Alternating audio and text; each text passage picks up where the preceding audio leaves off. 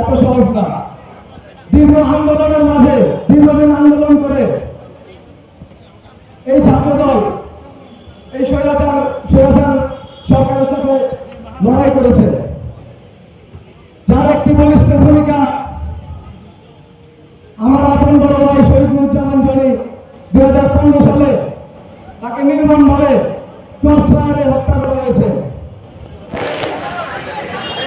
তারপর থেকে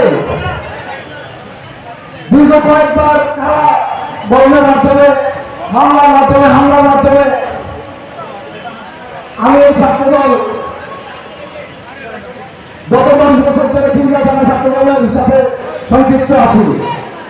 এই পর্যন্ত এখনো বিগত স্বৈরাচার সরকারের 18 সালের অবৈধ নির্বাচনের দীর্ঘ আন্দোলনের মাধ্যমে ঢাকা মহানগর পূর্ব ছাত্রদলের সাথে তৎকালীন একজন যুগ্ম আহ্বায়ক নেতৃত্বে বর্তমান ঢাকা মহানগর পূর্ব ছাত্রদলের সফল সভাপতি তার নেতৃত্বে আন্দোলন সংগ্রাম 18 সালে বলিষ্ঠ ভূমিকা পালন করে এই পর্যন্ত এসেছি। এবং আমার পাশে আমার সহযোগিতা আমার ধান আমার বন্ধু খিলগাঁও ছাত্রদলের সদস্য সচিব বেনজির আহমেদ রাতুল পাশে ছিল। আমরা তাদের কাজ মিলিয়ে দীর্ঘদিন এই আন্দোলন সংগ্রামের মাঝে খিলগাঁও থানা ছাত্রদলকে এই পর্যন্ত এখানে কাজ করেছি।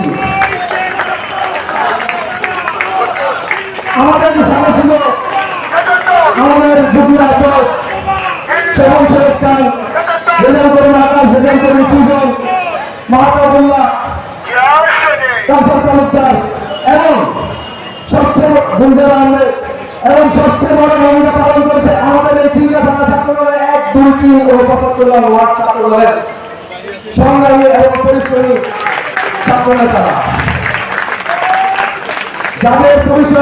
যাদের কামের পরিচয় দেওয়ার সময় আমাদের এখন রয়েছে। আমরা এই পরিচয় দীর্ঘদিন দিতে পারবেন, এটা আমাদের একটা চাপা কষ্ট। কারণ আমাদের এই খিলগাঁও থানা ছাত্রদলের শুধু শহীদুজ্জামান জনি না, তার আগেও মাহবুব হাসান রনি ভাইকে 2009 সালে গুম করা হয়েছে। আমাদের এই খিলগাঁও থানা ছাত্রদল নিয়ে অনেক দুঃখের ইতিহাস আছে, কষ্টের ইতিহাস আছে।